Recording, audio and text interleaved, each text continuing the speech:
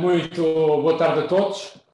Em nome da Junta de Freguesia Santa Maria Maior, dou-vos as boas-vindas ao Fórum Santa Maria Maior, uma iniciativa que a Junta de Freguesia decidiu promover no âmbito da situação de emergência e de grandes dificuldades que nós passámos a atravessar durante o período de confinamento e da pandemia. Foi para todos evidente que este período, sobretudo aqueles meses mais duros, maio, abril, março, abril, maio e também agora novamente, todos nós começamos a verificar uma enorme depressão económica e social que está a atingir o nosso território. São muitas, certamente, as interpretações que se podem fazer. Há uma que é consensual em todos nós. Os movimentos, os paradigmas de desenvolvimento económico assentes apenas numa única atividade, por mais atraentes e rentáveis que possam ser durante determinado período, têm esta vulnerabilidade muito grande. Em momentos de uma crise não esperada, em momentos de algo excepcional, podem, de um dia para o outro, como aconteceu, provocar uma situação de ruptura, de paragem, de paralisação total, que é o que aconteceu nesta freguesia, e no centro histórico, e na Baixa, que durante os meses de verão tivemos um bocadinho a ilusão que se poderia revitalizar, mas que agora, à medida que o inverno se aproxima, é bem patente, vamos ter aqui uma realidade de desemprego profundo, de porventura também de fecho de dezenas de estabelecimentos comerciais, com todas as inconveniências que isto também tem do ponto de vista social, do ponto de vista da coesão da família e da coesão do território. Bom, perante crises também surgem oportunidades e foi isto que nós entendemos, a primeira análise que fizemos na Junta de Freguesia, que era, tínhamos que aproveitar a situação para discutir um bocado o futuro, ou discutir o futuro, e discutirmos o que modelo de desenvolvimento nós devemos defender aqui para o nosso território. Certamente que todos terão consciência disso, ao nível da estrutura organizativa do Estado, as juntas de freguesia são a base da pirâmide, muitas das boas decisões não podem ser tomadas ao nível das freguesias, mas estamos muito convencidos que a nossa capacidade de influência, a nossa capacidade de reflexão e, de seguida, a nossa capacidade de influência e de afirmação daquilo que nos parece mais justo, pode ser decisivo para que se adotem políticas mais próximas daquilo que é conveniente. Foi assim, por exemplo, aliás, por um processo extraordinário que nós passámos aqui, que aconteceu com as questões da habitação, da perda da habitação muito relacionadas com o alojamento local. A Junta, não tendo competências nessa matéria, promoveu um amplo debate e uma ampla participação dos cidadãos, e isso resultou em leis mais justas, em leis mais condicionadoras da própria afirmação do alojamento local, em alterações da lei do arrendamento urbano, que vão no sentido certo, e não estando ainda a vivermos bem nessa matéria, pelo menos já temos um quadro legislativo mais amigável do que aquilo que existia até aqui. E, portanto, é nesta perspectiva que nós lançámos este fórum, tentar contribuir para a formatação de novas políticas, de novas ideias, e assim ajudarmos também os eleitos, a começar por mim próprio, e os eleitos de futuro, quer a nível local, quer a nível municipal, a refletirem e a poderem ter em conta aquilo que convidados, especialistas, mas também, sobretudo, participantes, as pessoas, o cidadão comum, têm a dizer sobre aquilo que pensam que pode vir a ser o futuro da nossa freguesia e, em concreto, também, e o futuro também do centro histórico. Idealizámos este formato do Fórum Santa Maria Maior de uma forma completamente independente daquilo que pensa a Junta ou quer a Junta. Nós temos ideias próprias, também estamos sempre em transformação e a aprender com os outros, estamos sempre também a ouvir e a procurar formatar as nossas decisões em relação àquilo que ouvimos e aquilo, ao sentimento que nos é dado de volta por parte dos nossos cidadãos, mas entendemos que este primeiro momento era um momento para ouvir pessoas com grande conhecimento quer pela sua atividade económica, quer pela sua atividade profissional, quer pela sua atividade académica, sobre o território do centro histórico, em concreto a Freguesia Santa Maria Maior, e foi isso que nós decidimos nesta primeira ronda de debates do Fórum Santa Maria Maior, convidar um conjunto de entidades que eu confesso que não me interessa nada, e não foi essa a lógica, saber que alinhamento político, alinhamento teórico eventualmente terão em relação aos problemas. O que me interessa é ouvir a opinião das pessoas. Algumas serão certamente contraditórias, temos que ouvir gente e pessoas que têm interesses diversos aqui na freguesia, todos legítimos certamente, para também todos também percebermos um bocado os pontos de vista de cada um. Hoje, o tema em discussão são as áreas da habitação, urbanismo e imobiliário. A Junta convidou para moderar este debate o Dr. Vasco Franco, que para muitos não precisa de apresentações, uma vez que durante anos foi vice-presidente, para além de vereador, foi vice-presidente da Câmara Municipal de Lisboa, para além disso, doutorado em Ciência Política na Nova, investigador associado, consultor de um conjunto de programas da União Europeia, também foi professor universitário na Universidade Lusófona e que certamente também, para aqueles que o conhecem há mais anos, uma voz muito autorizada para nos ajudar a refletir sobre as questões que têm a ver com a habitação. O Dr. Vasco Franco depois fará a apresentação dos moderadores que seguirão. Eu queria aproveitar para agradecer a todos os moradores, em concreto ao Dr. Vasco Franco e aos oradores que hoje também falaram aqui, a sua pronta disponibilidade em aceitarem participar connosco neste debate e ajudarem-nos a refletir. Quero agradecer já antecipadamente a todos os participantes, a todas as pessoas que entenderam colocar-nos perguntas e que certamente vão participar nesta reflexão, e eu também fazer aqui um agradecimento, porque sem eles isto não aconteceria, a toda a equipa da Junta de Freguesia, desde a assessoria para a comunicação, aos técnicos que permitiram, que criaram as condições para que ele se possa realizar assim. Eu não disse este fórum era para ser presencial e online em simultâneo. Infelizmente a evolução, os últimos dados desaconselharam que ele fosse presencial. Portanto, estamos a fazê-lo neste âmbito comunicacional, mas certamente que ele vai resultar, e eu queria agradecer já antecipadamente a todas as pessoas que entenderam participar. Muitos já nos colocaram questões, que estão aqui, que já entenderem participar, e naturalmente queria também dar-vos a garantia que esta é uma iniciativa que é assumida com muita seriedade. É uma iniciativa para continuar. Esta é a primeira ronda, haverá mais rondas. Entendemos que isto é um processo, não se resume a um único debate sobre um único tema, é um processo que estamos a iniciar agora e a iniciar bem. Muito obrigado a todos. Vou passar a palavra ao moderador, ao Vasco Franco, que a partir de agora irá conduzir a reunião. Muito obrigado.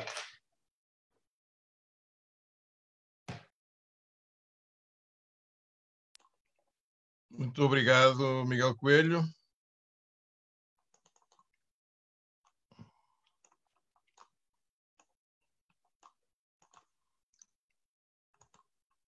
Muito boa tarde a todos. Quero começar por saudar esta iniciativa da Junta de Freguesia, saudar o seu presidente, agradecer o convite que me foi dirigido.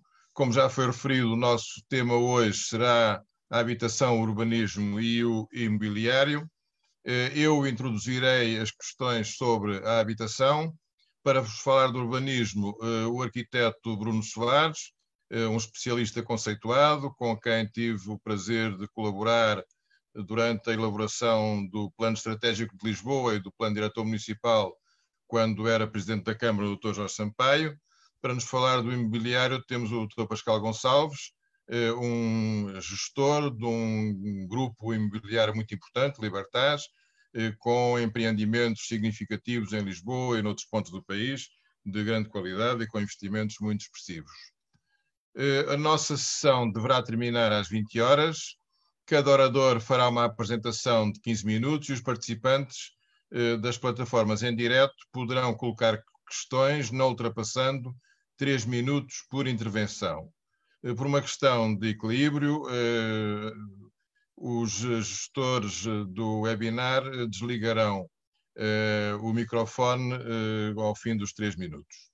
Os oradores terão no final 5 a 10 minutos para responder às questões que forem sendo colocadas, dependendo das perguntas, e eu terei 5 minutos no final para retirar conclusões. Entrando diretamente no tema da habitação, queria começar por recordar que o direito à habitação é um direito consagrado na Constituição da República Portuguesa e também a nível universal na Declaração Universal dos Direitos Humanos.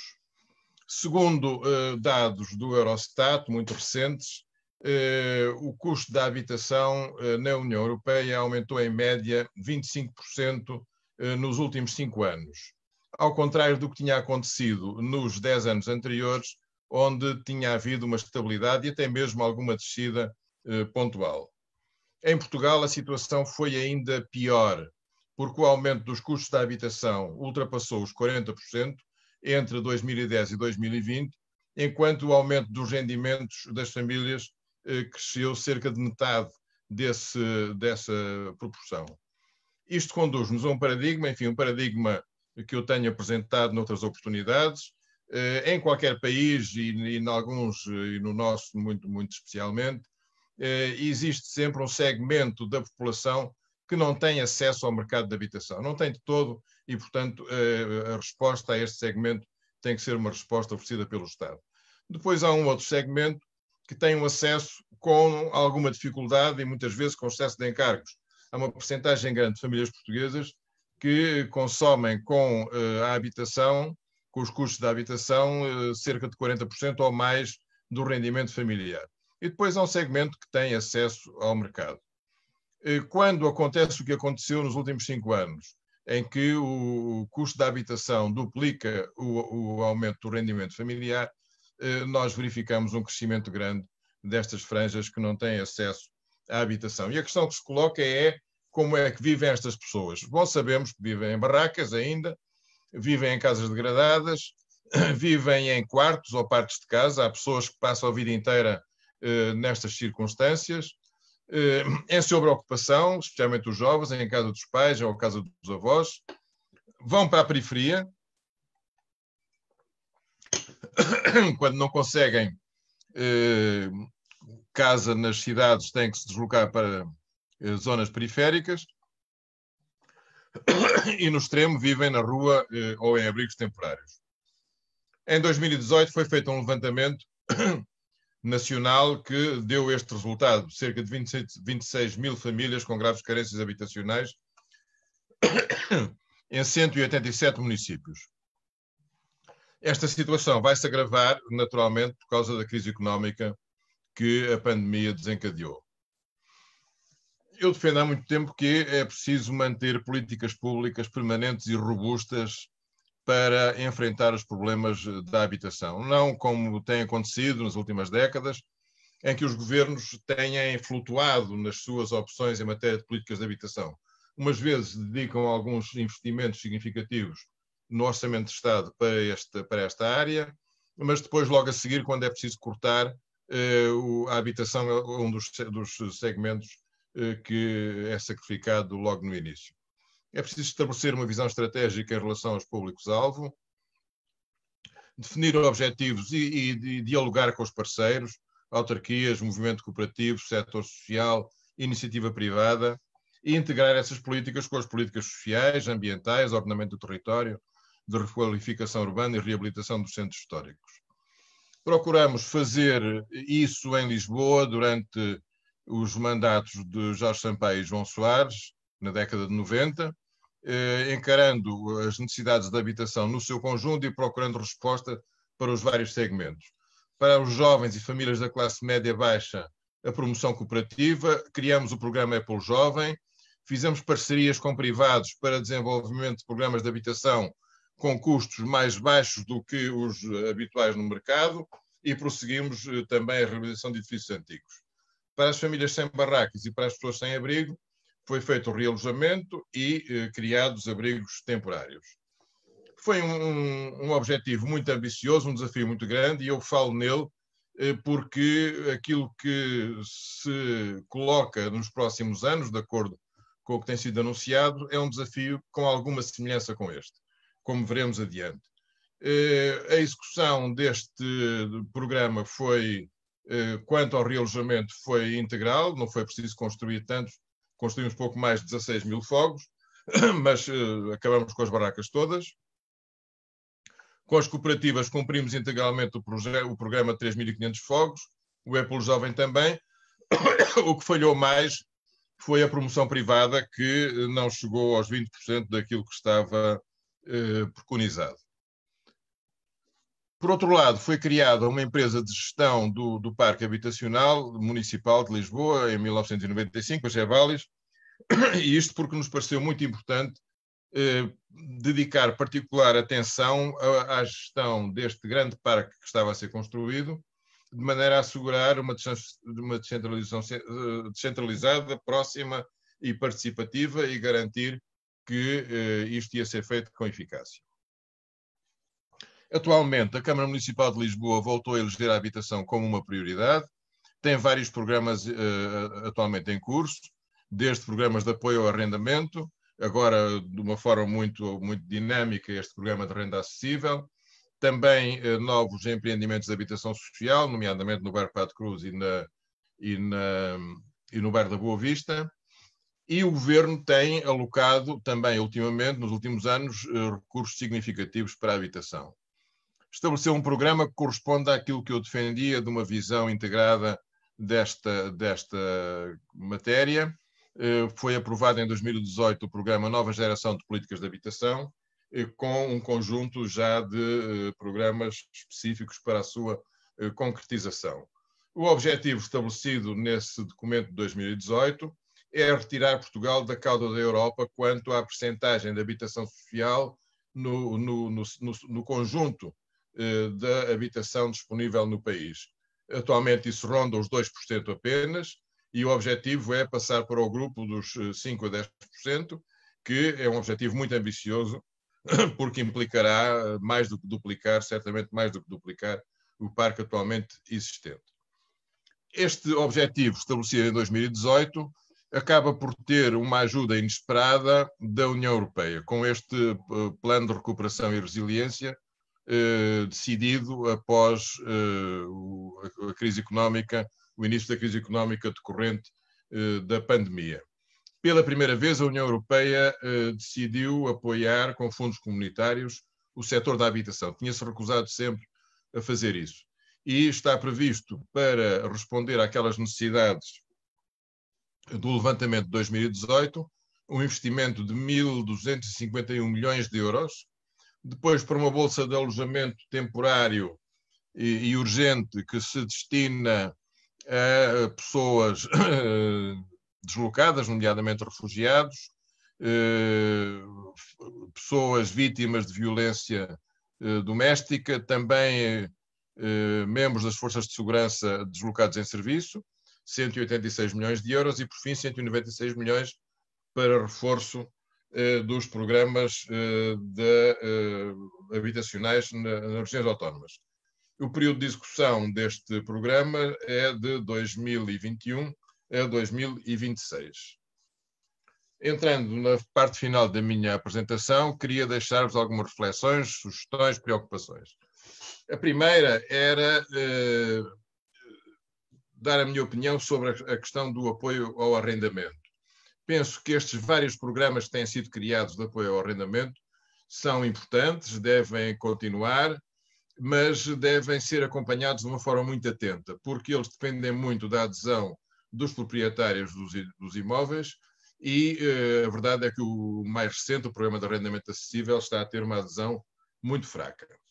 Uma segunda nota, isto é uma questão que eu coloco há décadas, desde que comecei a ter responsabilidades nesta área. Não tenho dúvidas nenhumas de que a resposta às famílias, às necessidades das famílias mais necessitadas, só é possível com um crescimento significativo do parque de arrendamento público ou para público. O que é que eu quero dizer com isto?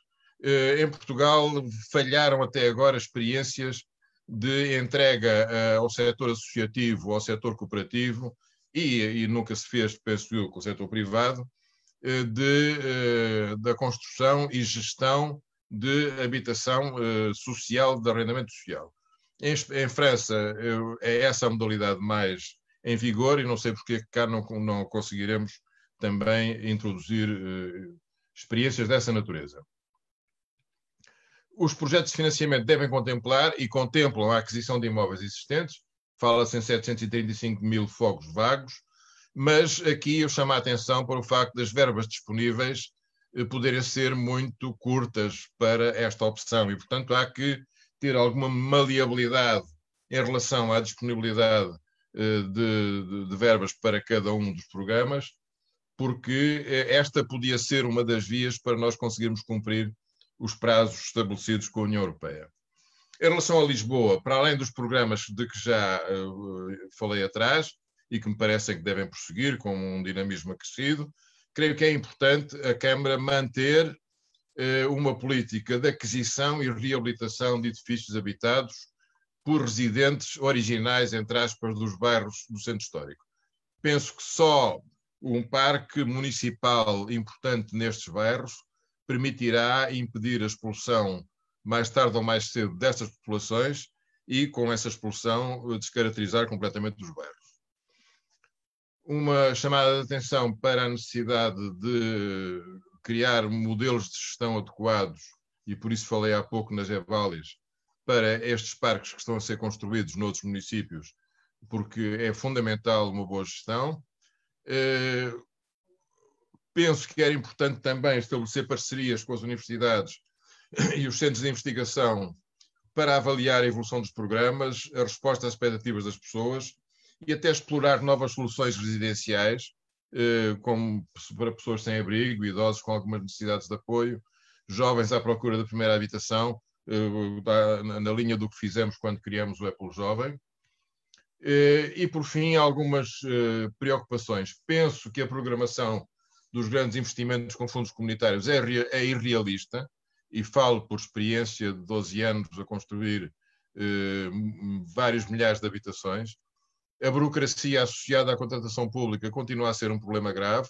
Sem prejuízo da transparência, é preciso encurtar prazos e eliminar procedimentos dispensáveis.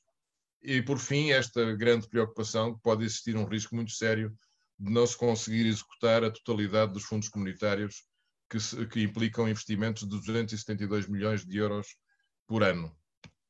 Terminei, muito obrigado pela vossa atenção e vou passar imediatamente ao arquiteto Bruno Soares para ele fazer a sua apresentação. Bruno Soares.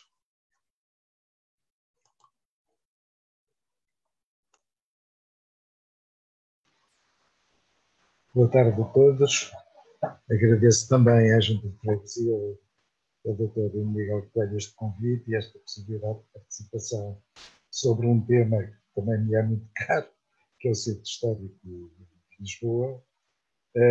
Eu vou procurar, não tenho uma apresentação PowerPoint muito formal, tenho uma série de notas que vou utilizar para falar. E vou-me centrar mais nas questões urbanísticas, digamos assim, à volta de um tema que eu acho que é fundamental, que é, sem o qual as outras não funcionam, que é a população residente. Como é que se conforma no território uma determinada dimensão de população residente? Eu podia, tanto a partilhar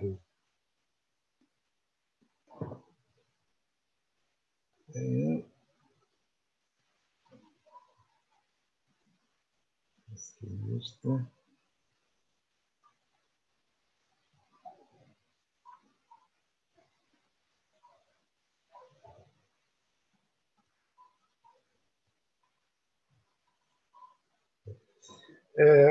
Portanto, muito cientificadamente, mas eu li, portanto, aquele documento de apoio, me parece um diagnóstico bastante realista e que põe as questões fundamentais.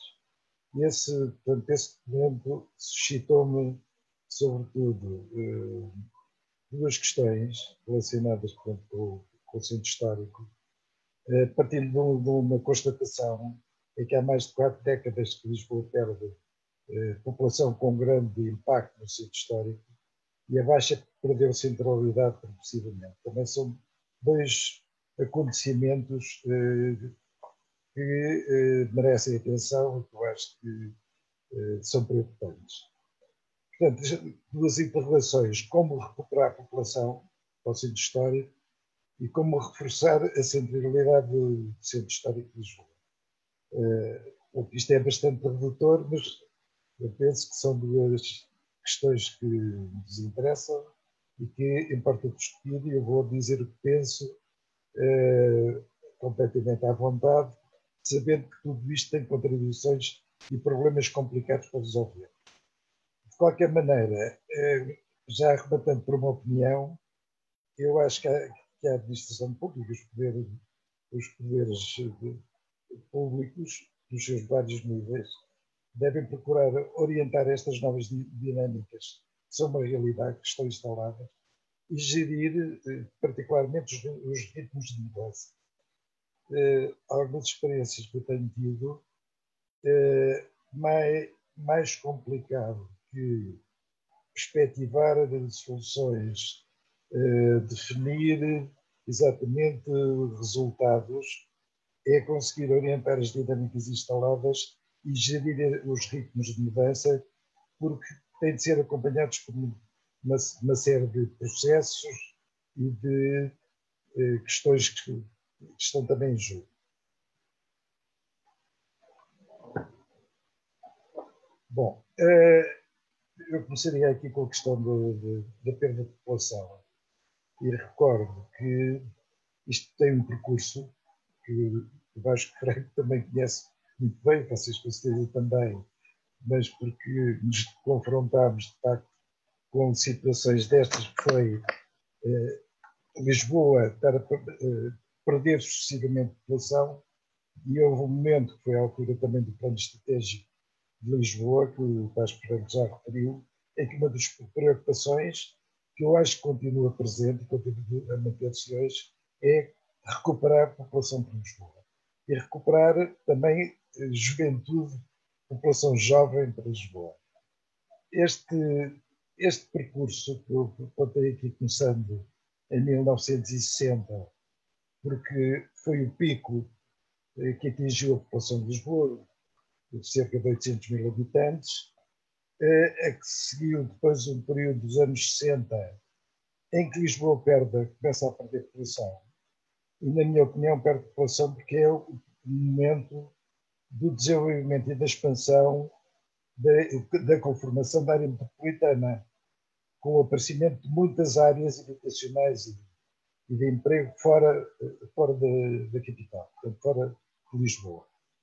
E esta descida de população em Lisboa acontece ao mesmo tempo que a população da área metropolitana está a crescer. Depois, durante os anos 70, há um ligeiro acréscimo que eu penso que se deve aos retornados que vêm das ex-colónias e que geraram aqui uma pressão sobre Lisboa, e portanto muitos deles vieram com certeza para a cidade, e é uma quebra nesta queda que se vai continuar até, penso eu, ao momento atual. Nos anos, portanto, logo a seguir, anos 80, em que Lisboa parte dos 807 mil habitantes, dá-se na década de 80 uma queda brutal de 143 mil habitantes, dos quais cerca de 120 mil saem da área central de Lisboa. Nestes anos 80, alguns se recordarão, a política municipal foi privilegiar o investimento nas freguesias periféricas, construindo novos bairros. E isso teve, de facto, impacto, desde Benfica, Telheiras, Alfenear e por aí adiante. Mas foi uma política que abandonou intencionalmente, não sei, como opção política, abandonou a área consolidada central. O Presidente da altura disse mesmo claramente que preferia construir os 120.000 fogos que faltavam à cidade, em vez de estar a investir na recuperação de fogos existentes.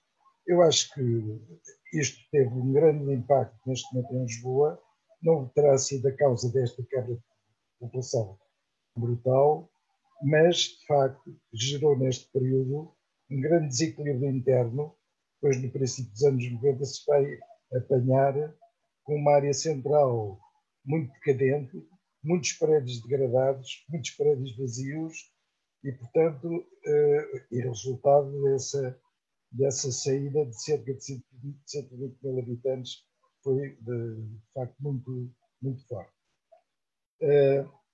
Depois, no início dos anos 90, o Vasco Freire já fez aqui um quadro aproximado ao que se fez naquela altura, mas no tal plano estratégico de Lisboa, uma das apostas foi formulada numa política de habitação para os anos 90, chamou-se nessa altura, de que resultou grande parte daquilo que o Vasco Freire já explicou, realojamento de pessoas de barracas, novas construções, envolver o setor também cooperativo, etc.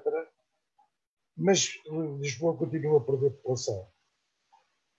E segue esta quebra, embora já menor, vai continuando e nas últimas estimativas que eu vi do INE para 2018, parece que a tendência é de continuar a descer.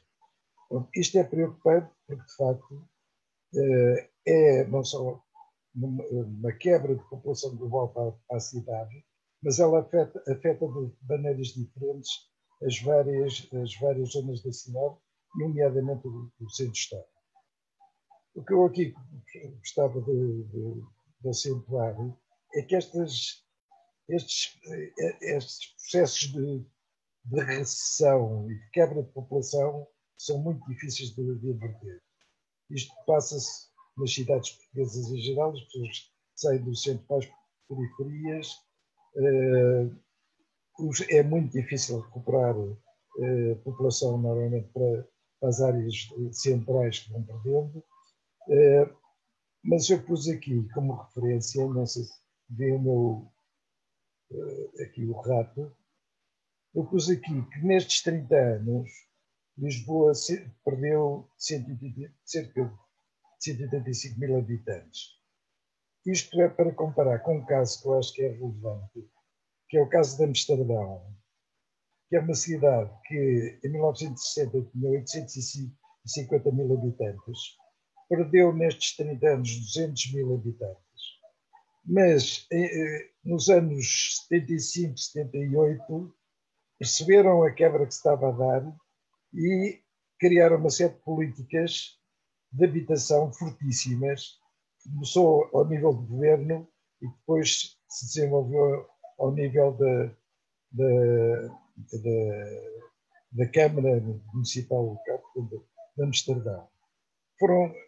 Quem conhece isto sabe que foram políticas muito fortes envolvendo o setor privado, público e cooperativo ou associativo e chegaram a ocupar, inclusivamente, como hoje já está construído, plataformas da área portuária.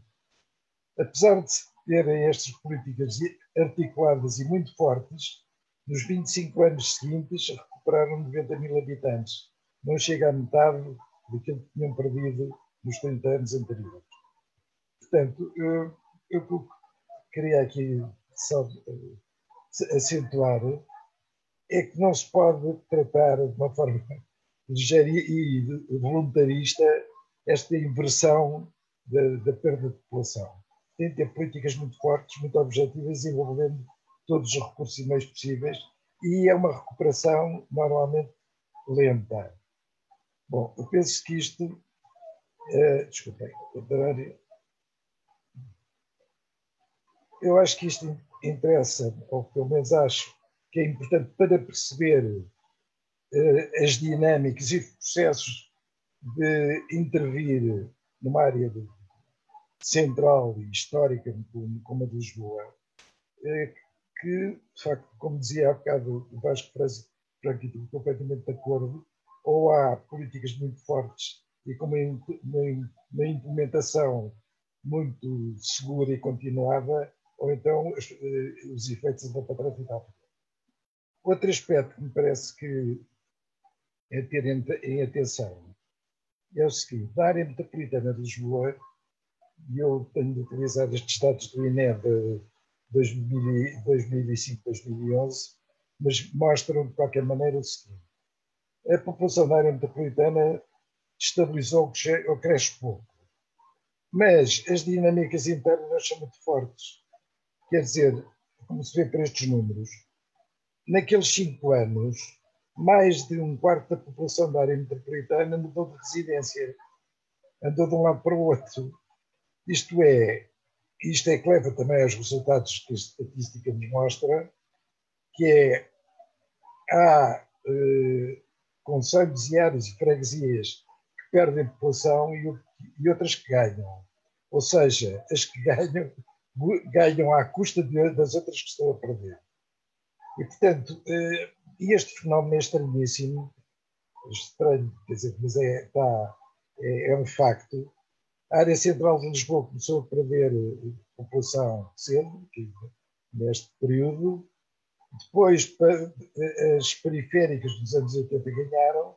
Depois começam a perder. Esta descida de população já vem nos concelhos limítrofes da Amadora, Barreiro, por exemplo. E os mais periféricos vão ganhando população, que é estranhíssimo. Ou pelo menos é contra determinadas lógicas de ordenamento territorial, que aparentemente a aproximação ao centro seria mais longe. Mas isto mostra que atrair população neste contexto é criar condições competitivas, chamemos assim, embora custe o termo, com outras áreas da área metropolitana. Portanto, que vantagens é que se podem criar e que apoios, vantagens que podem ser, como há bocado também Vasco Franco disse, tem de haver uma regulação da oferta para as várias camadas da população. Portanto, isso é que pode vir a ajudar a redistribuir a população por outras áreas, nomeadamente no caso do Centro Histórico de Lisboa. A outra questão, portanto, que referi e que me parece muito importante é a perda, não é bem, mas chamemos assim, a perda de funções centrais de centralidade da Baixa, e, portanto, do Centro Histórico relacionado com a Baixa. Isto também fez um caminho. Nos anos 67, no Plano Geral de Urbanização de Lisboa, estava previsto nesta zona onde hoje é a Avenida de Lusíada, onde está o Hospital de Lusíadas, essa zona, estava previsto um centro governamental. Isto é, nos anos 60, final dos anos 60, nesse plano, começa-se a lançar a ideia de que o centro político, administrativo da capital iria deslocar para norte, sem aparentemente haver quaisquer orientações ou políticas ou programas para compensar isto no centro histórico. De facto, o centro governamental não se concretizou. Eu, por acaso, estive ligado à coordenação da Operação Sal nessa área e não conseguimos que ela avançasse, não sei se foi por isso, mas, de facto, não se concretizou. Mas a dinâmica da cidade levou a que o terciário saísse da zona central, progressivamente, e fosse para a zona das Avenidas Novas. Este mapa é exatamente o plano estratégico de Lisboa da altura, em que se estudou, há muito tempo que não se estudava, estas dinâmicas da cidade. E percebeu-se, de facto, que estava a ser criada uma nova centralidade terciária, quer da administração pública, quer privada, e muitos dos bancos deslocaram-se também nesse sentido, de forma espontânea, mas favorecido ou facilitado por um aspecto. É que podia-se demolir prédios de habitação para meter escritórios. E, portanto, houve um processo autofágico nesta zona e durante 10 anos ou mais, em que a habitação foi sucessivamente sendo substituída por terciário.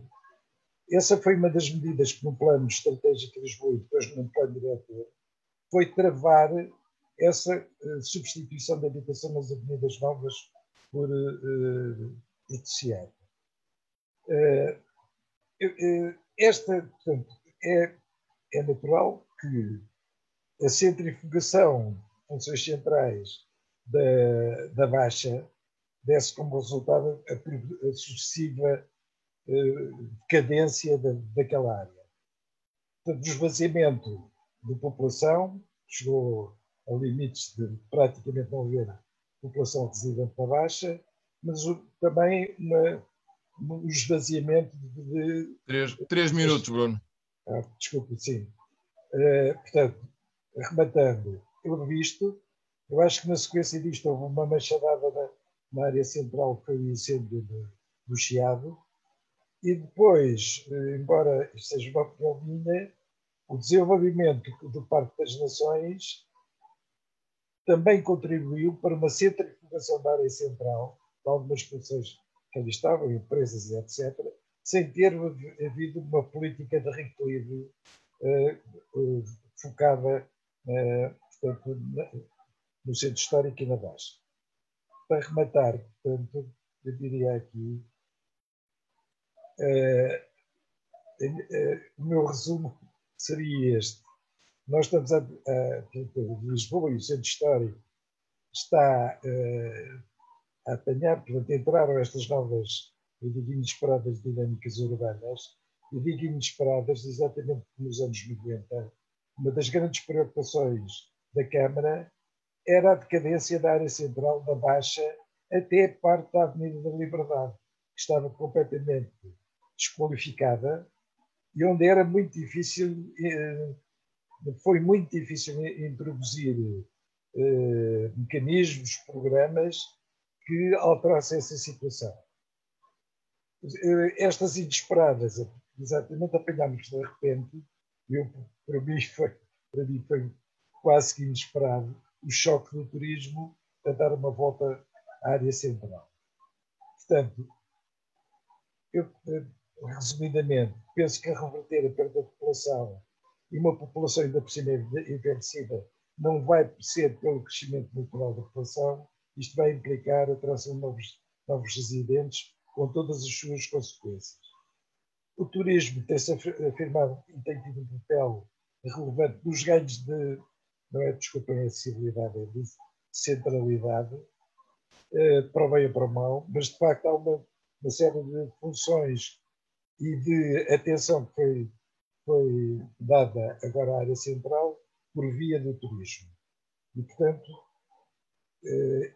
isto é uma dinâmica que tem sido reconhecida, que tem tensões, é contraditória, mas está instalada e penso que mais tudo tem sido regulada, como há bocado também o Dr. Miguel quando disse, onde têm sido tomadas uma série de medidas para regular e corrigir efeitos desta dinâmica. Depois, associadas a estas, obviamente, as dinâmicas imobiliárias regressaram em força a esta área, alterando completamente as características do mercado, os valores e as rendas, os valores imobiliários e as rendas, mas, sobretudo, me parece, e que agora se começa a aprender, e acho que este momento negativo da pandemia, como se diz também no documento da Junta de Freguesia, pode ser uma oportunidade para refletir e preparar portanto, a forma de intervir e regular com esse tipo. Mas, sobretudo, eu penso que os ritmos de mudança por vezes são tão acelerados que não dão tempo quase para reagir e, portanto, já se tem de estar a atuar de formas já mais difíceis, que provocam uma série de perturbações e, portanto, a atenção ter uma atitude proativa perante isto, sempre possível, parece-me vantajoso. Portanto, em resumo, a pandemia poderá constituir uma oportunidade para aprofundar aquilo que me parece que deve ser feito, intervenções públicas concertadas entre o Poder Central, municípios e as freguesias, que são os atores que estão mesmo no terreno, junto das pessoas e que percebem todas estas dinâmicas, as suas contradições e dificuldades. Obrigado. Muito obrigado, Bruno Soares. Vamos passar então ao Dr. Pascal Gonçalves, que nos vai falar das questões do imobiliário. Dr. Pascal Gonçalves, por favor. Obrigado, Dr. Vasco Franco. Muito obrigado à Junta de Freguesia e ao Dr. Miguel Coelho pelo convite. Vou tentar partilhar aqui algumas observações. Eu vivo há 23 anos em Portugal e em Lisboa e no Centro Histórico, e também falar da perspectiva do promotor imobiliário. A Libertas tem 30 anos de atividade, foi fundada pelo meu pai, que era imigrante em França e regressou na década 90. Nós estamos a atuar em Lisboa, mas também muito nas periferias e na província, e portanto conhecemos a tal dinâmica da procura de casa na periferia que o arquiteto Bruno Soares se referia. Eu sempre fiquei impressionado, portanto, nós, em 1999, a Libertas foi a primeira empresa a reconverter um edifício de escritórios em habitação na Baixa de Lisboa, era o presidente o doutor Soares, e na verdade era um prédio que nós compramos, e a Câmara em 1998 exerceu o seu direito de preferência, porque não queria mais escritórios na Baixa, queria habitação.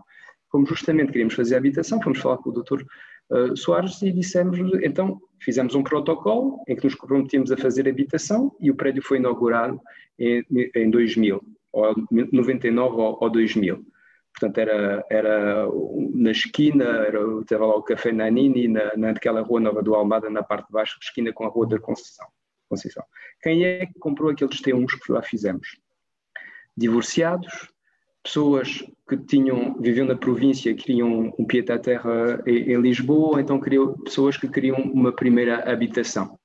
Mas, de facto, na altura, era original viver-se na Baixa. Quem vivia na Baixa eram os jornalistas, alguns arquitetos e outras profissões, porque, de facto, quando íamos à Rua Augusta à noite, aquilo metia medo ao susto. Era uma coisa, não havia esplanadas, era tudo escuro.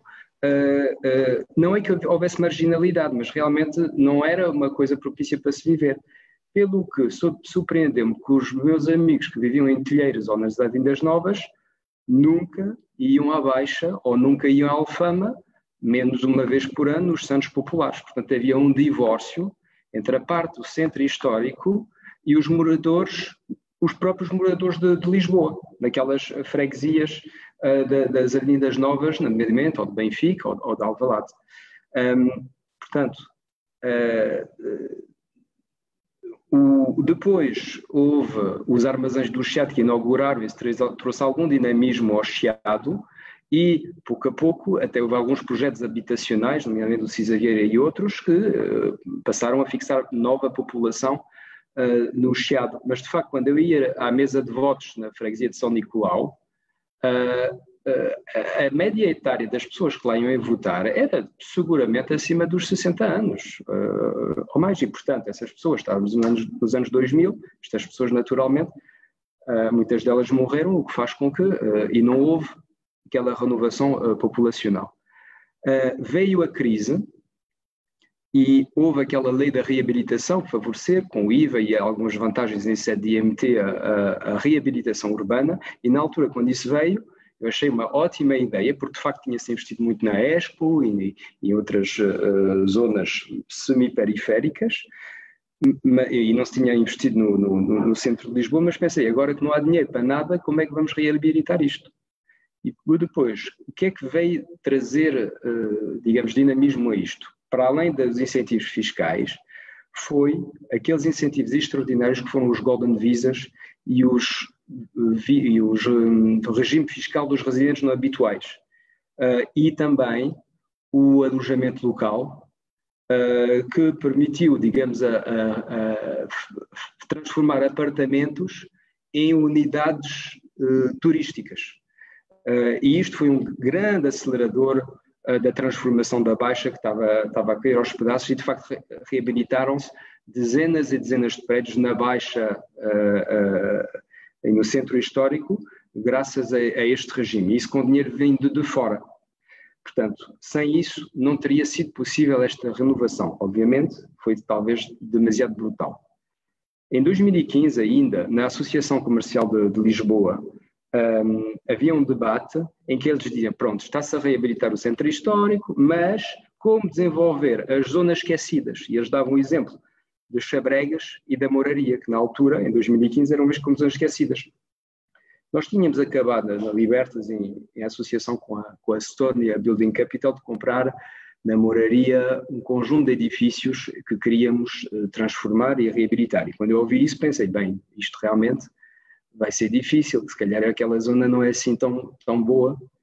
E de facto, quando falei com os meus amigos de Lisboa sobre a possibilidade de eles virem investir, comprar uma casa, que até estavam baratas, naquela zona, eles diziam, o quê? A Moraria? Não, aquilo é só droga, marginalidade, não pode, porque eles não conheciam e havia um divórcio, ninguém queria ir viver para lá. O que é que aconteceu? Nós compramos 8 prédios que resultaram no final em 90 apartamentos, e desses 90 apartamentos, eu diria que nesses 90 apartamentos, nesses 8 ou 9 prédios, já não sei, havia 9 apartamentos ocupados. Ou seja, e muitos deles eram ocupados e as pessoas estavam lá a viver em condições infra-humanas, alguns nem sequer tinham eletricidade. Portanto, estamos a falar por detrás das fachadas, condições de vida muito más que estavam ali. E, portanto, o que é que aconteceu? Não comprando os portugueses, compraram os estrangeiros. Quem é que comprou ali? Sobretudo franceses, mas também outros estrangeiros, uns para viver, outros para investir, para fazer alojamento local, e reabilitou-se aquele grande pedaço de bairro. Um dos prédios foi dedicado ao arrendamento.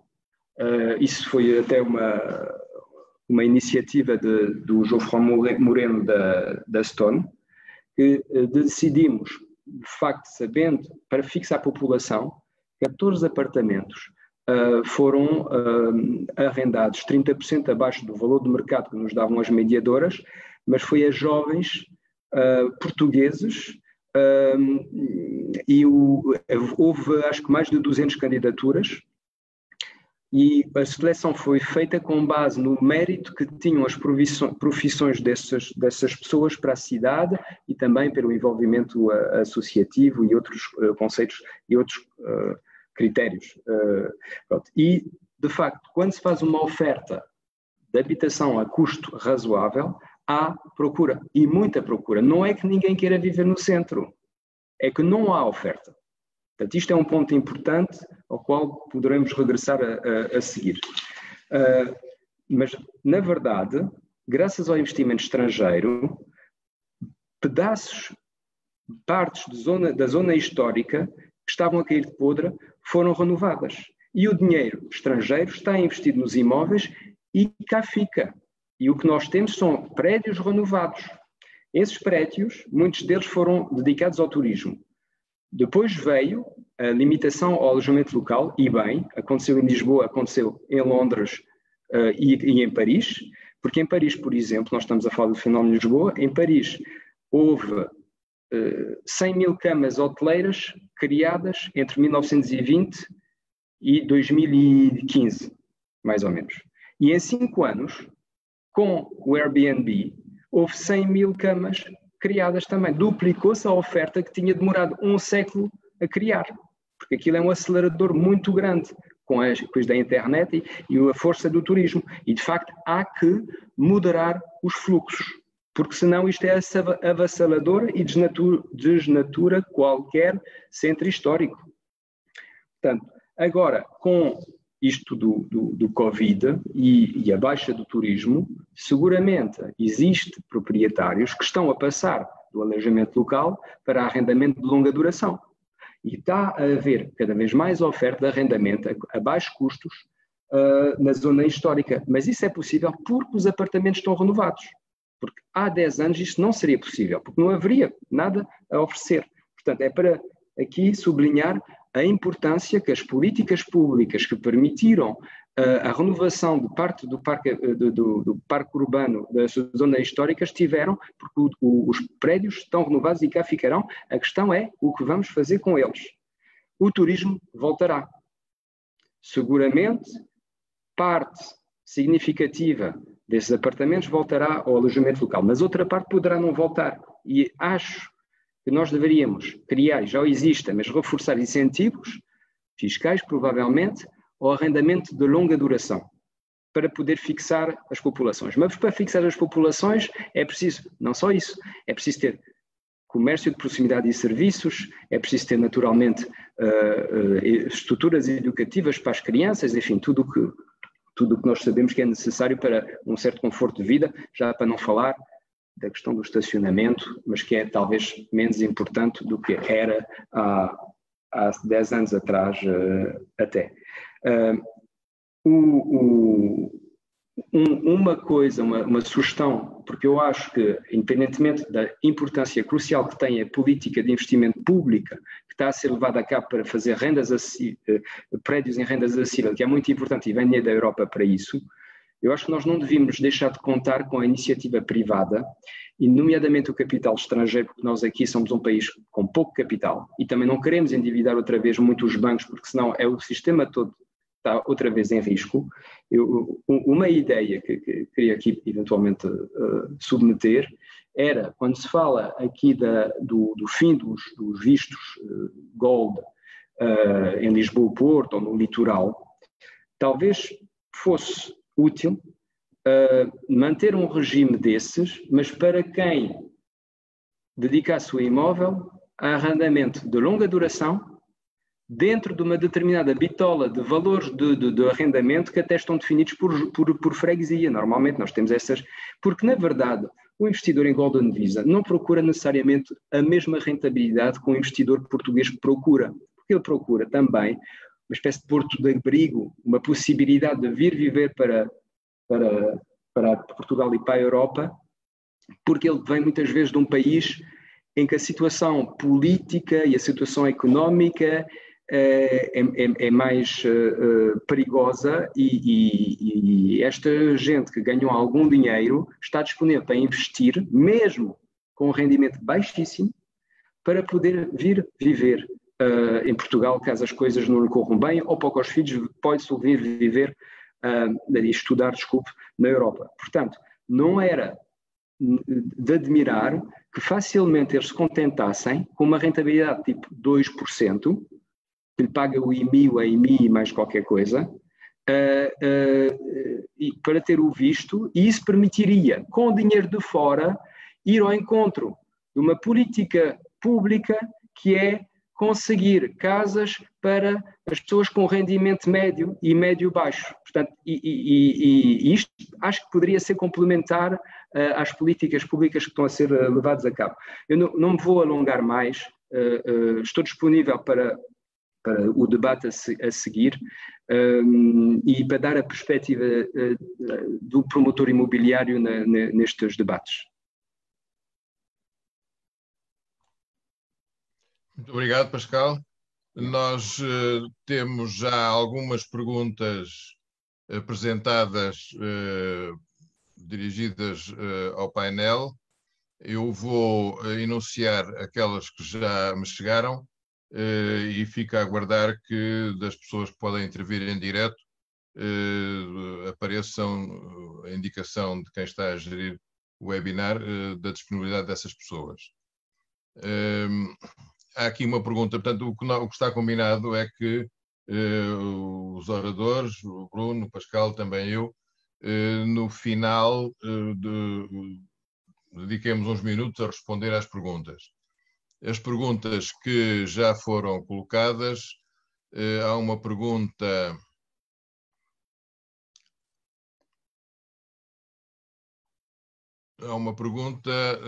de Eduardo Sampaio, através do formulário que foi distribuído online, perguntando se qual deve ser a relação futura com o movimento cooperativo. Seria interessante perceber exatamente o que são e como poderiam funcionar no centro da cidade as cooperativas de habitação. Portanto, foi uma questão que eu já abordei e, naturalmente, terei muito gosto em responder. Maria Teresa, professora de Geografia, fala de um tema que foi abordado pelo Bruno Soares, a perda de moradores dos centros históricos. Será possível reverter essa perda?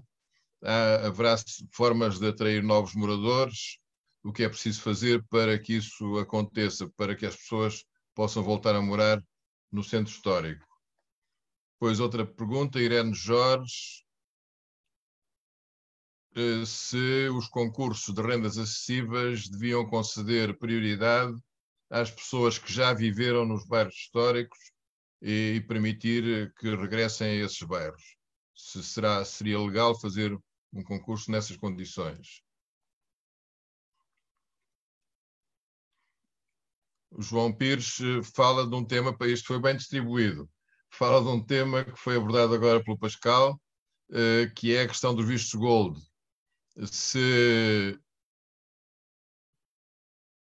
o fim dos vistos gold pode prejudicar a reabilitação. António Moura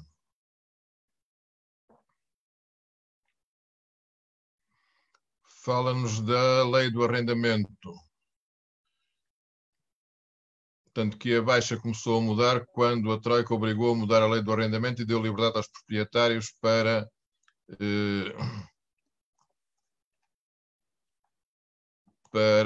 vender as suas propriedades. Mais uma pergunta, uma questão sobre rendas controladas. António.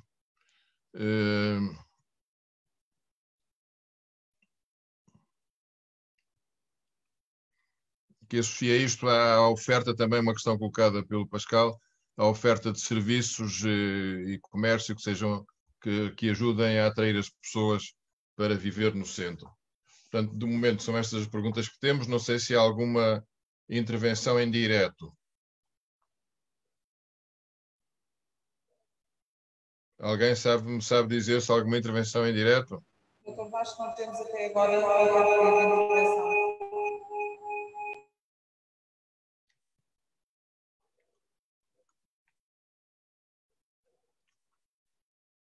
Leila, não consegui ouvir porque havia um eco.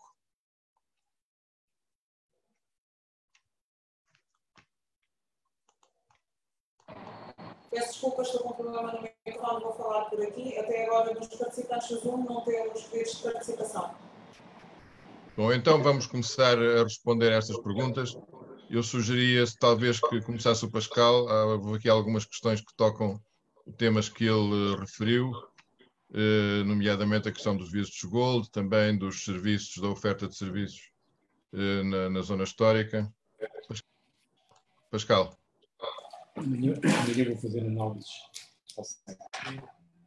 A questão do visto gold, se vai ter impacto na reabilitação, eu acho que sim, embora muitos prédios foram comprados nos últimos anos e agora têm que ser desenvolvidos sim ou sim. Não havendo procura, poderão não sair do papel e ficar sem ser desenvolvidos. Portanto, naturalmente, os vistos gold concentram-se muito no centro das cidades, muito de Lisboa e Porto, e pouco mais. Nós desenvolvemos no Seixal muitos empreendimentos, não fizemos um visto gold ao longo destes anos todos. Eles não querem ir para a margem sul, querem ficar no centro histórico, e é compreensível. Quando é uma pessoa que vem da Turquia ou do Brasil ou da China, que qualquer cidade zeca tem mais habitantes do que Portugal no seu todo, as pessoas têm muito receio de ir investir em sítios onde há menos liquidez no investimento,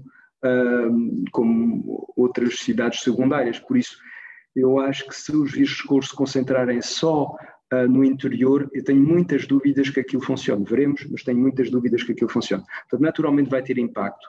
No entanto, o que eu acho é que os vistos deve ser uma ferramenta que deve ser, digamos, manuseada para ir ao encontro do interesse nacional e não para criar inflação tornando proibitivo o acesso à habitação nas zonas onde os portugueses querem comprar. Portanto, é como tudo, é como o alojamento local, isto tem que ser matizado. A questão da lei do arrendamento, efetivamente, ela teve impacto porque havia muitas operações que estavam bloqueadas porque não havia possibilidade nenhuma digamos, pôr a pessoa a viver noutro sítio ou chegar a acordo indemnizatório. Quero dizer aqui que mesmo, portanto, muitas vezes, mesmo quando se propõe o realojamento, normalmente propõe-se o realojamento, são muitas vezes as próprias famílias que decidem pedir uma indemnização, porque depois vão viver os pais para a casa dos filhos ou outras situações. Isso é importante que se perceba esta situação. Na atual formulação da lei, existe muito mais força do lado do inquilino e, portanto, as coisas estão bastante mais equilibradas que estiveram, mas, no entanto, isso traduz-se por um desequilíbrio que para também os projetos. Não estou aqui a criticar a lei, só estou a constatar o que acontece. Portanto, é difícil encontrar este equilíbrio e eu acho que devemos efetivamente tentar realojar as pessoas na mesma freguesia para que elas continuem a ter qualidade de vida, porque são pessoas muitas vezes idosas. É certo que a lei do arrendamento ajudou à reabilitação, é certo que temos que proteger os habitantes das zonas históricas para elas não serem expulsas das suas freguesias com a reabilitação.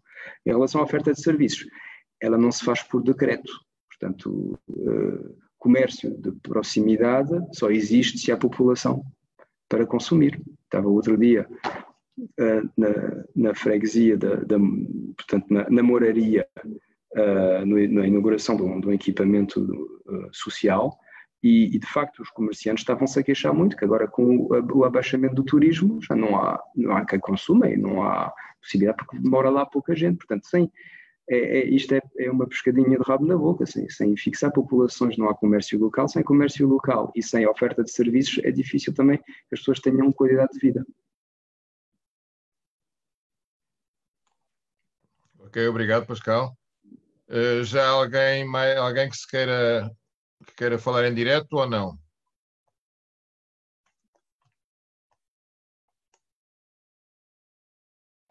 Bom. Sim, temos um pedido de intervenção do Dr. Jorge Oliveira. Então podíamos ouvir esse pedido.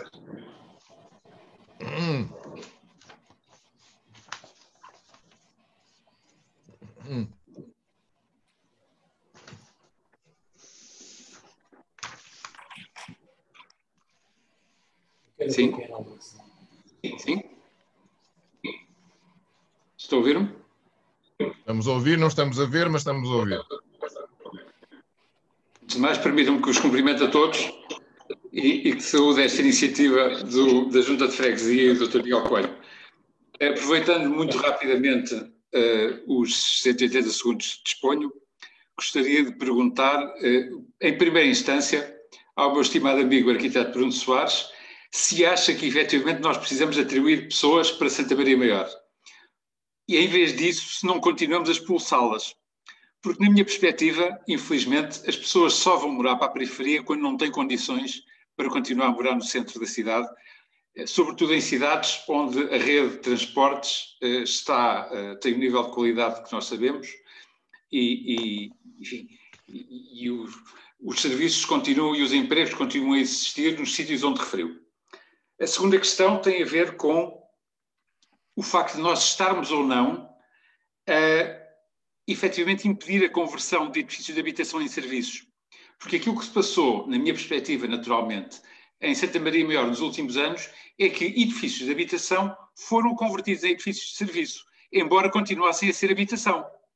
Mas é difícil dizer que os Airbnb não são, na verdade, edifícios de serviços.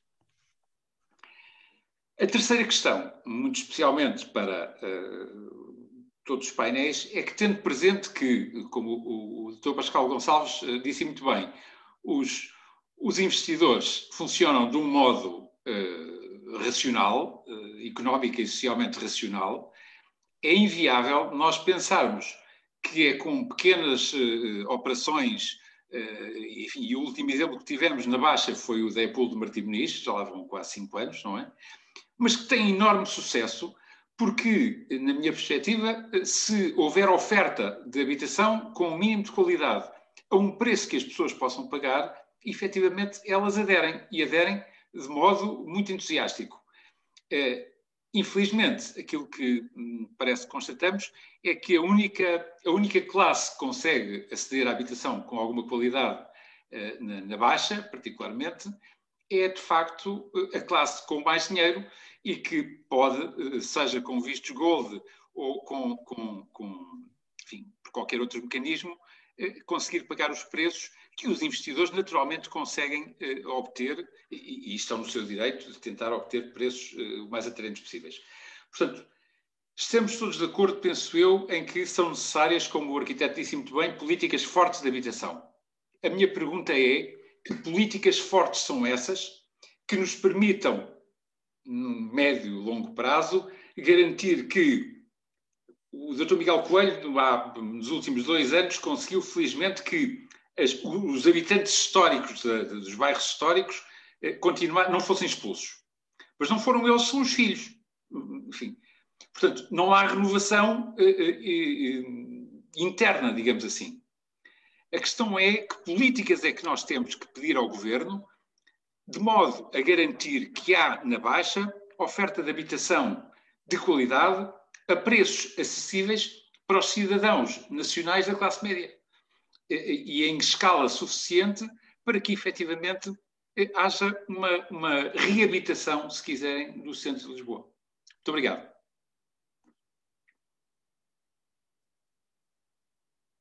Muito obrigado, Dr. Jorge Oliveira. Há alguma questão mais ou passamos já às respostas? Bom, vamos então, arquiteto Bruno Soares, talvez responder a esta questão, ou depois também queria dizer alguma coisa. Eu já me prazer em ouvir o Dr. Jorge Oliveira. Não o posso ver, mas posso ouvir com prazer. Bom, a questão que me pôs, penso que foi porque é que as pessoas não vêm viver para o centro de Lisboa, imediatamente para o centro histórico, onde poderão ter muito mais vantagens do que noutros sítios da área metropolitana, nomeadamente da periferia. Eu acho que tem havido várias interpretações para este fenómeno do afastamento do centro, que se passa não só em Lisboa, mas em noutras metrópoles também, e cidades até mais pequenas. É evidente que há argumentos de questão das rendas, que deve ser fundamental para a formação de pessoas, casais jovens, pessoas que estão a viver no centro em condições que não desejam muito e que encontram a habitação adequada mais na periferia, a preços acessíveis especificamente para eles. Isso, eu acho que esse é um argumento, mas há outro que por aquilo que tenho contactado na área metropolitana, que tenho visto aparecer, e o Dr. Pascal Gonçalves também é capaz de sentir isso, que é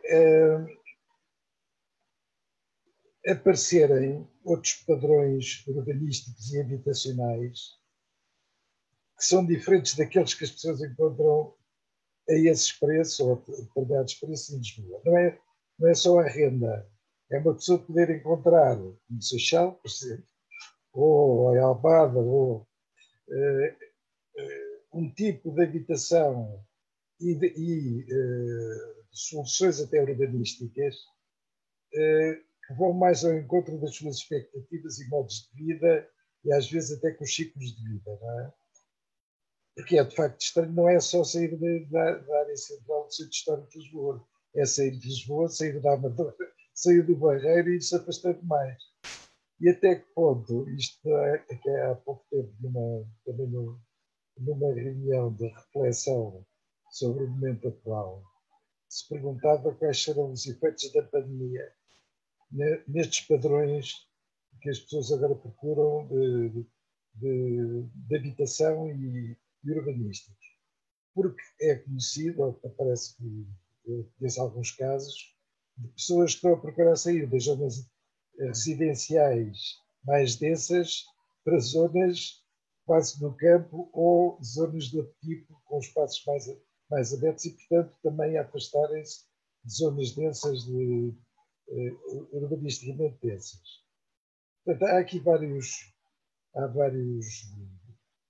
fatores que podem ajudar a justificar isso. As questões das acessibilidades e transportes também.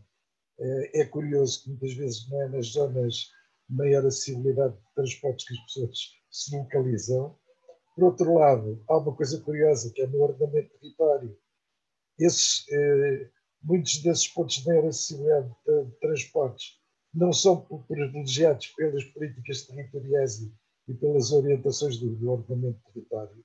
E temos zonas de grande acessibilidade onde não se pode densificar, isso teria densificar a ocupação. Portanto, há aqui vários fatores. Eu penso que, no fundo,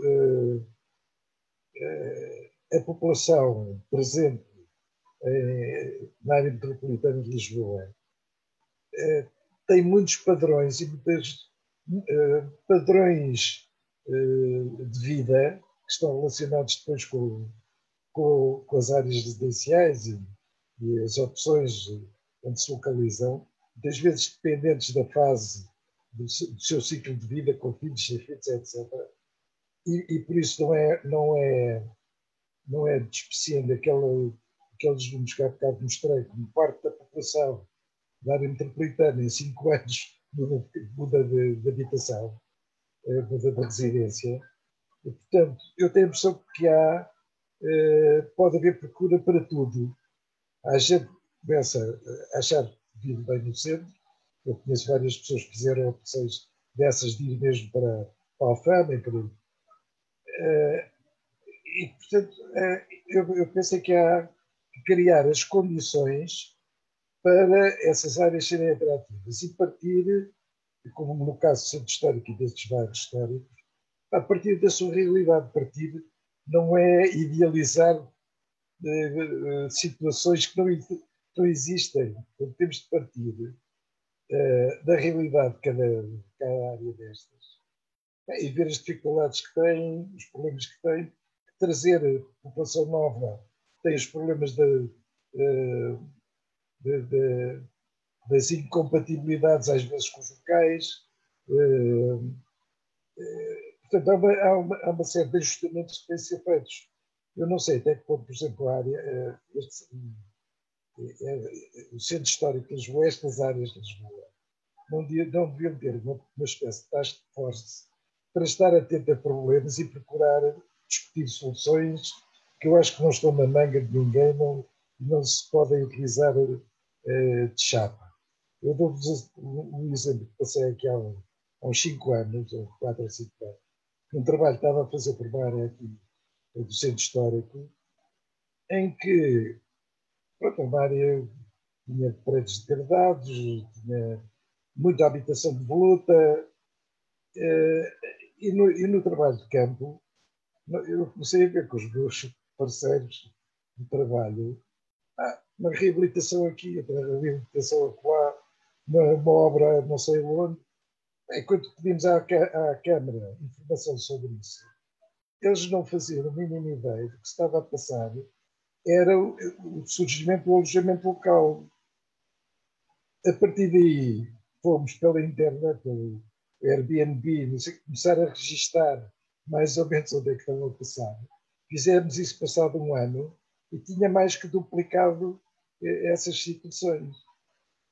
Portanto, o antecipar políticas ou ações implica ter uma atenção aos problemas e à realidade que se está a passar e ver como é que se pode abordar.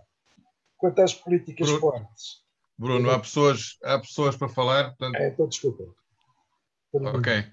Não, eu queria só, em relação a esta pergunta, Dr. Jorge Oliveira, foi referenciado o empreendimento pelo jovem do Martim Muniz. Enfim, esse empreendimento teve uma história um bocado complicada. Ele foi lançado ainda no tempo do Dr. João Soares como Presidente da Câmara enfim, devia estar concluído em 2003 e demorou muito tempo por razões que não vale a pena aqui perdermos tempo a analisar. Mas esse é um bom exemplo das soluções que temos que procurar para atrair certas camadas, nomeadamente jovens. A Apple nunca perdeu dinheiro nos empreendimentos Apple Jovem. Qual era o segredo do Apple Jovem? Naturalmente, a Apple recebia terrenos municipais a preços que não eram os preços de mercado, eram preços que lhes permitiam fazer, de facto, a construção acessível, mas o grande segredo é que a Apple oferecia um produto que não existia no mercado. As pessoas não podiam comprar 100 metros quadrados, mas podiam comprar os 50 que a Apple oferecia no Apple Jovem. E, portanto, o grande segredo foi esse. E eu penso que com um investimento inicial, com apoios estatais, é possível voltar a ter empreendimentos destinados a jovens, nomeadamente no segmento do arrendamento, e é fundamental, mas esta ideia do arquiteto Bruno Soares de criar uma task force para pensar nas soluções para estas áreas, me parece muito importante. Ora, temos aí pedidos de palavra e eu pedia a quem está a gerir isto que conceda a palavra a mais uma das pessoas que se inscreveu.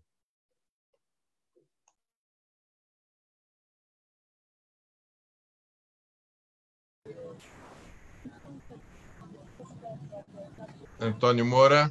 Ok. Estão-me a ouvir? Estamos a ouvir, sim. Ok. Então, muito boa tarde. Muitos parabéns por esta iniciativa. Acho que é muito importante e que pode servir realmente para o que disse agora o arquiteto Bruno Soares, antecipar políticas. Uma pergunta que eu tenho é, estamos a falar de habitação com renda controlada no centro da cidade. Eu acho que se olharmos para o mundo, será que é isso que é o fundamental? Será que vamos imaginar que vamos pedir habitação com renda controlada para o centro de Paris, para o centro de Londres, etc.? Ou queremos é que esse centro volte a atrair portugueses? Porque eu sinto que nestes últimos anos não foi só Lisboa que se renovou.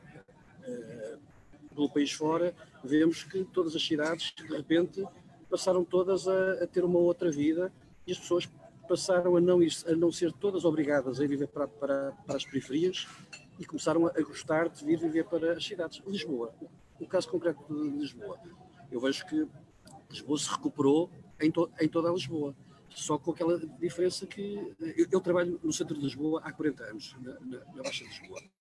A Baixa de Lisboa renovou-se, mas renovou-se para receber turistas e também se renovou um pouco para receber comércios de fraca qualidade.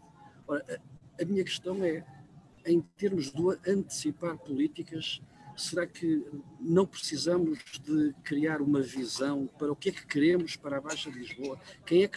Como é que vamos motivar os portugueses e os lisboetas não só a virem viver para a Baixa de Lisboa, mas a virem conviver para a Baixa de Lisboa? Eu continuo a ver, ao longo destes anos, a Baixa de Lisboa já com muitos turistas, mas os meus amigos continuam a dizer que não vêm à Baixa de Lisboa. Eles vão a Alfama de vez em quando, vão para o Bairro Alto, vão para Santos, mas a Baixa, Pombalina, os portugueses ainda continuam com aquele discurso do não há estacionamento, e muitas vezes a dizer coisas que não correspondem à verdade. Agora, como é que é possível antecipar políticas que motivem os portugueses a voltar a gostar de conviver na Baixa de Lisboa?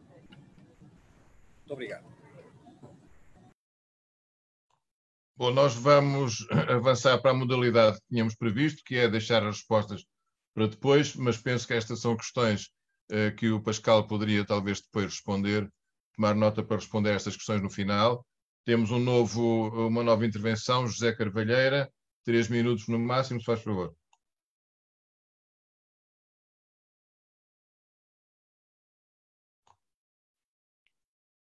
Sim, José Carvalheira.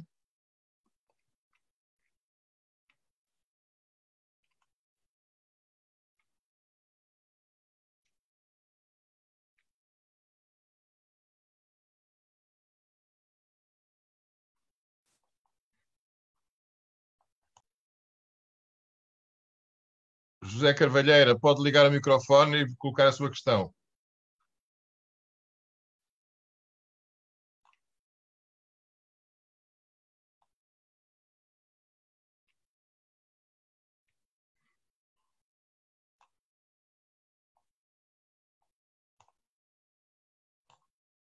Leila, há alguma dificuldade de acesso deste senhor?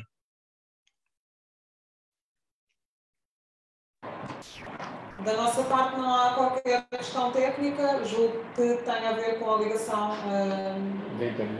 do participante e não a nossa. Não há nenhuma dificuldade, o microfone está, é possível de ativar a qualquer momento.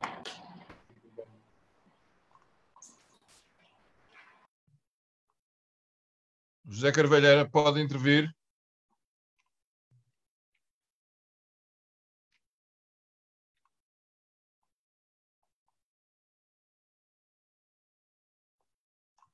Bom, eu peço que giram que façam a gestão desta situação enquanto nós vamos avançando, e eu, para este senhor não aparecer depois de repente, eu passava então a palavra ao Dr. Pascal Gonçalves para responder àquelas questões sobre a residência na Baixa, desde esta última intervenção, nomeadamente o que é que pode atrair os portugueses a ir à Baixa. Eu penso que a reivindicação que aconteceu entre o Queixo Sodré e o Campo das Cebolas em si já faz com que as pessoas ao fim de semana vão lá naturalmente passear e sentam-se naquelas escadinhas que dão para o rio. Portanto, este tipo de intervenções torna, digamos, o rio como um sítio para, portanto, a beira-rio, para um sítio para as pessoas passearem. Depois, o que é que elas vão fazer? Atualmente, até mais do que antes, vão ao Time Out Market, que também foi uma coisa notória, digamos, inovadora, e que não havia em outras cidades maiores, que é uma coisa muito gira, mas que depois foi tomada de assalto pelos turistas e nós não íamos lá porque não havia cadeiras, era uma confusão. Mas criou-se infraestruturas que atraem as pessoas para passear. Vão passear, vão comer uma coisita ao Time Out Market, portanto, isso é o tipo de intervenções, no fundo, públicas que são feitas, mas é muito difícil na Baixa, porque o que é que vamos fazer? Vai ser difícil fazer um jardim, a não ser que se faça ali no Martim Muniz, mas também não estou muito bem a ver como. E também, portanto, não são zonas para estar, são zonas para passar e para passear, para ir para o restaurante, para ir para o museu. Para ir viver, eu acho que teria que se mudar muito o paradigma Bom, os jovens, sim, os jovens, naturalmente, já se fizeram residências de estudantes na Rua do Crucifixo há 20 anos atrás e com sucesso, portanto pode ser isso também. Eu não sei se sou a pessoa mais qualificada, porque os urbanistas, os políticos pensaram muito mais nisto e há muitos estudos que foram feitos sobre isso, mas eu diria que a oferta de coisas simpáticas para fazer é um passo importante para levar as pessoas, pelo menos, para ir visitar. Obrigado, Pascal. Aliás, eu penso que foi muito oportuna esta recordação da residência de estudantes. Houve também uma experiência de uma residência gerida pelo próprio município, que entretanto se transformou numa outra oferta para empreendedores, jovens empreendedores que podem ficar nessa residência, na Rua do Comércio, mas foi também no nosso tempo que foram criadas essas duas, uma particular, e o objetivo era de facto encontrarmos uma solução que pudesse levar de repente para a Baixa uma quantidade com algum significado de pessoas que passavam a residir na Baixa, embora não sejam residentes permanentes, são estudantes que fazem a sua vida durante o ano académico a partir da Baixa e dessa solução. Eu penso que, felizmente, esta iniciativa privada que continua em vigor é bem sucedida e era uma outra hipótese de levar a população para a Baixa que não sejam apenas turistas, mas de facto há de facto que refletir sobre estas questões. eu penso que há mais um pedido de intervenção. Creio que Miguel Teixeira, portanto, pedia que dessem a palavra a este senhor.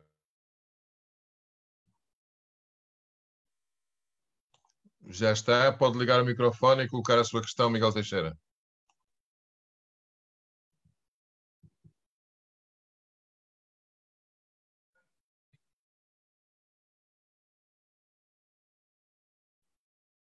Boa tarde.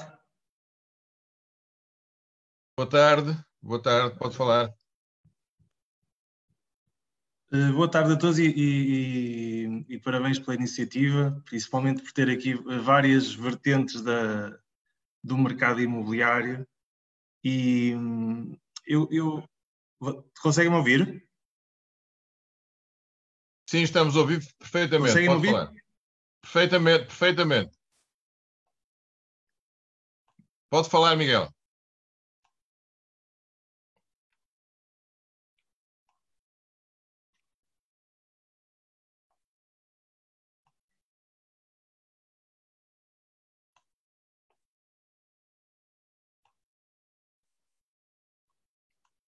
Miguel Teixeira, pode falar. Sim? Sim, estamos a ouvi-lo.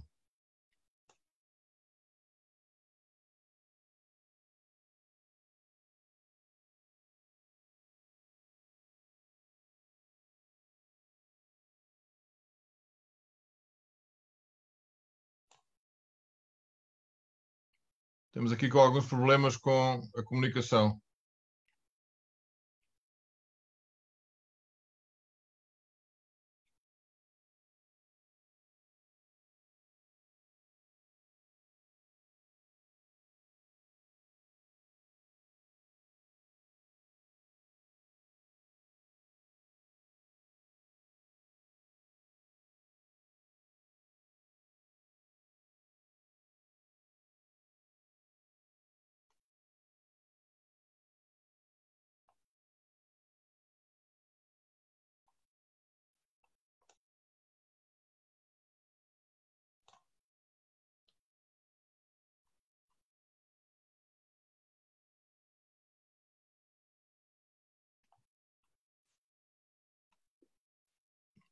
Bom, se não conseguimos recuperar este contacto, faltam 15 minutos para a hora de terminar.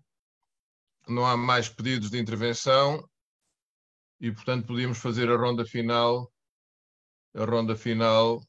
pelos oradores. Pode ser, Miguel Coelho? Claro que sim. Eu apenas sugeria que estes senhores que não conseguiram entrar, que nos enviassem através do Facebook as questões, que depois certamente nós entraremos em contacto com o moderador para ele responder, ou depois pedir também ao Dr. Pascal ou ao arquiteto Bruno Soares que possam responder conforme for mais adequado. Está bem? Não sei se o senhor moderador está de acordo com esta sugestão. Sim, inteiramente de acordo. Vamos então para as intervenções finais, tendo tudo aquilo que se disse, e eu começaria agora pelo Pascal Gonçalves. Doutor Pascal Gonçalves, por favor, últimas reflexões. Simplesmente dizer que eu acho que a iniciativa privada vai ser necessária se queremos levar a cabo um programa ambicioso de habitação do centro histórico. Eu não sei bem como, mas é mais rápido e até muitos imóveis estão comprados. Portanto,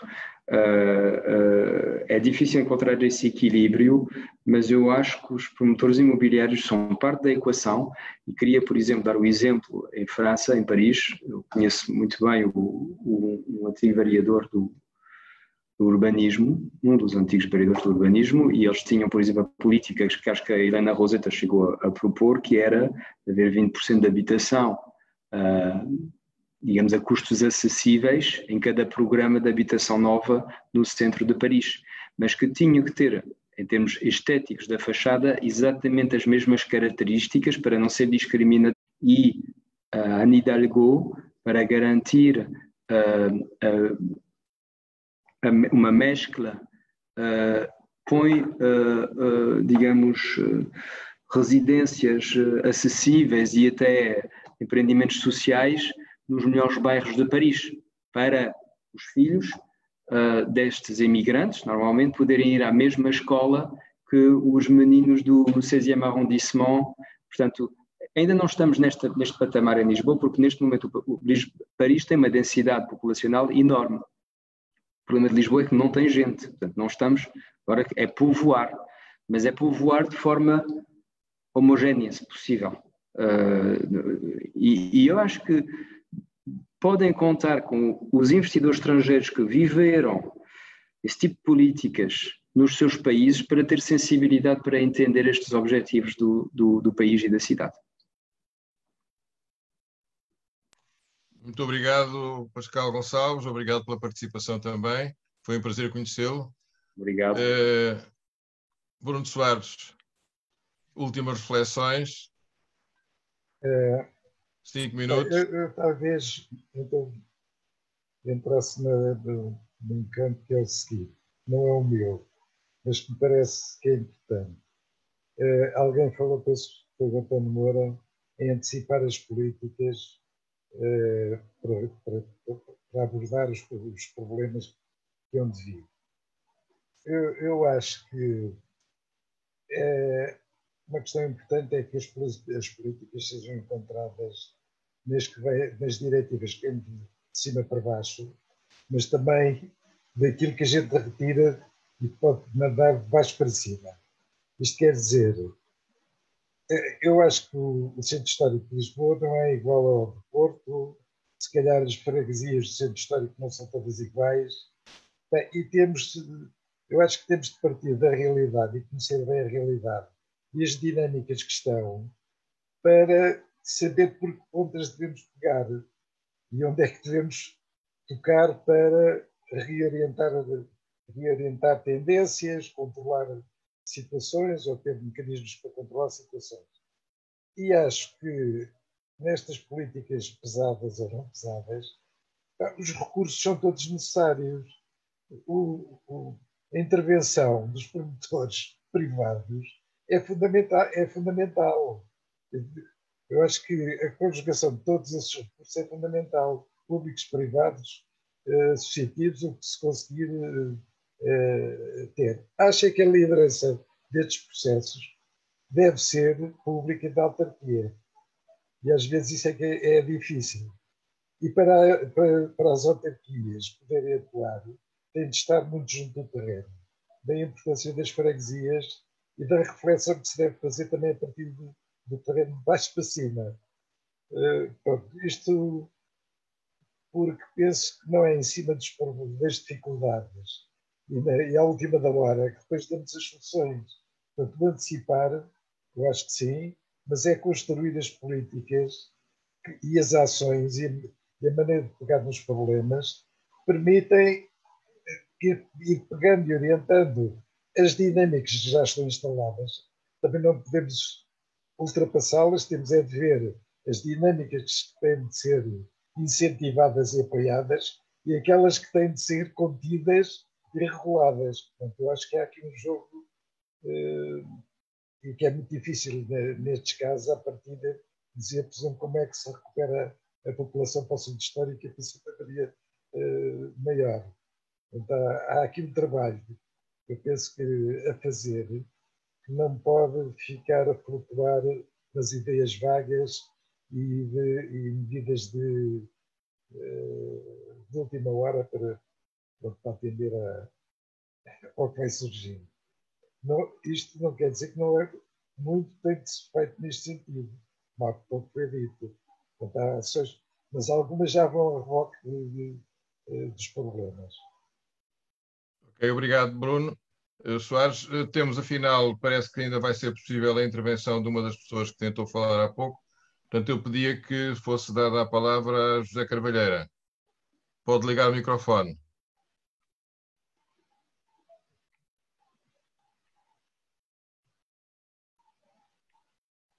José Carvalheira.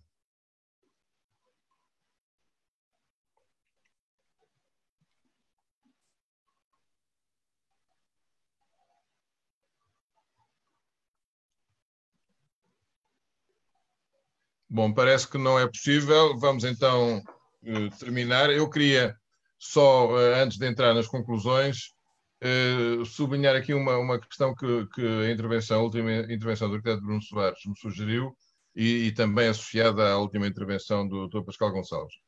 Eu penso que para os privados há coisas que valem muito, nomeadamente a clareza das regras, a ligeireza dos processos de licenciamento, de aprovação de projetos, etc., e que com essa clareza de regras, com mecanismos que permitam poupar tempo nos processos burocráticos, poderão ter como contrapartida compromissos em matéria de redução de custos também para os compradores ou, eventualmente, de custos de arrendamento. Eu acompanhei de perto, e o Bruno Soares certamente também, uma experiência que é exemplar daquilo que estou a dizer, que é a renovação daquela zona de Barcelona, chamada 21 Arroba, em que era uma zona industrial decadente. O município criou um plano para essa zona, uma zona muito importante, junto à Diagonal, bastante central. Criou um projeto para essa zona, fez um plano e disse aos promotores o que é que podiam fazer ali. E disse-lhes que majorações é que teriam se fizessem preferencialmente aquilo que interessava ao município e interessava àquela zona da cidade, com misturas de usos, muita habitação de diferentes padrões, muito emprego altamente qualificado, e penso que esse exemplo, e que foi de facto uma oferta de vantagens perfeitamente legítimas, nomeadamente a clareza das decisões, a facilidade do licenciamento, etc., acabou por se traduzir num benefício claro para a cidade e para a oferta para diferentes camadas. Bom, entraria então nas conclusões. Eu penso que daquilo que foi dito, e muito foi dito, importante, e nós vamos ter isso certamente depois sintetizado pela Junta de Freguesia. Eu começaria por sublinhar da minha própria intervenção a ideia que deixei de que é fundamental em relação ao centro da cidade uma intervenção pública importante.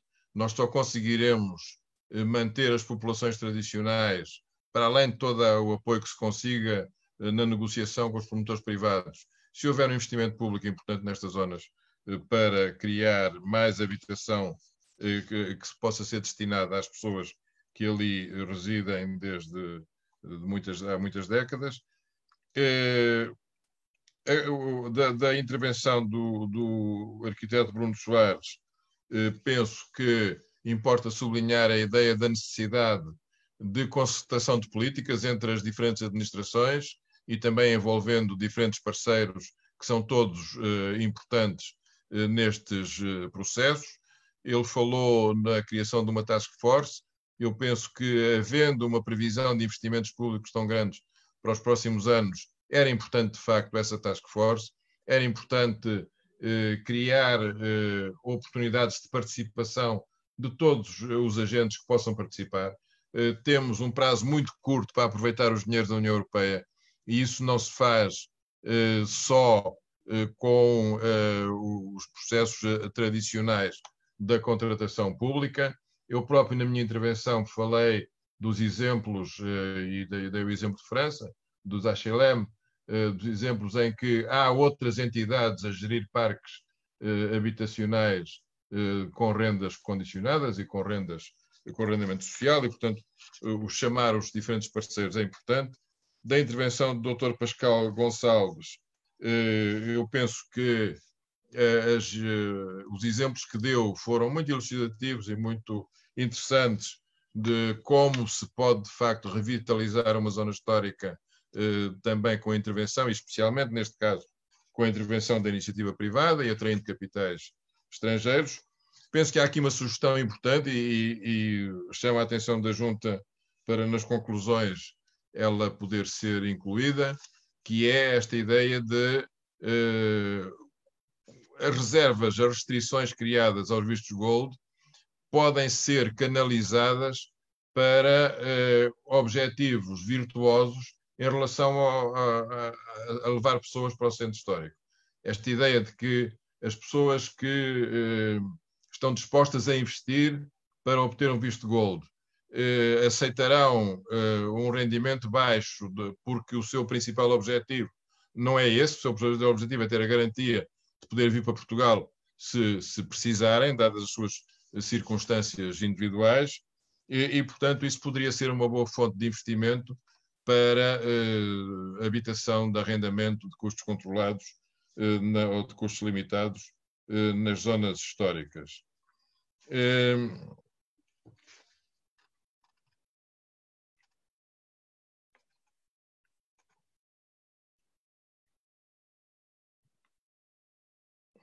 Também da intervenção e da experiência do Dr. Pascal Gonçalves, fica esta ideia de que, de facto, quando há uma oferta, seja de arrendamento, seja de compra, com preços razoáveis, que há sempre procura para essa oferta. E eu penso que, neste momento, há condições, também por causa da quebra no turismo, para a reconversão de empreendimentos que foram construídos para outros fins poderem ser, de facto, destinados a uma habitação de arrendamento e que quer a Câmara Municipal, quer a Junta de Freguesia podem estimular, digamos, essa atratividade, mostrando as potencialidades de viver nestas zonas. Penso que são estas as principais conclusões que importa retirar. Agradeço uma vez mais a todos e faltam 4 minutos para as 8, penso que podemos terminar. Sr. Presidente, mais uma vez, muito obrigado e vamos então terminar. Muito obrigado a todos e parabéns aos intervenientes, agradeço imenso, foi muito útil, não só para mim, enquanto autarca e presidente desta junta, mas também certamente para quem participou e assistiu, e voltaremos a contar convosco, porque este é um processo que tem que ter continuidade. Muito obrigado. Obrigado, até à próxima. Até à próxima.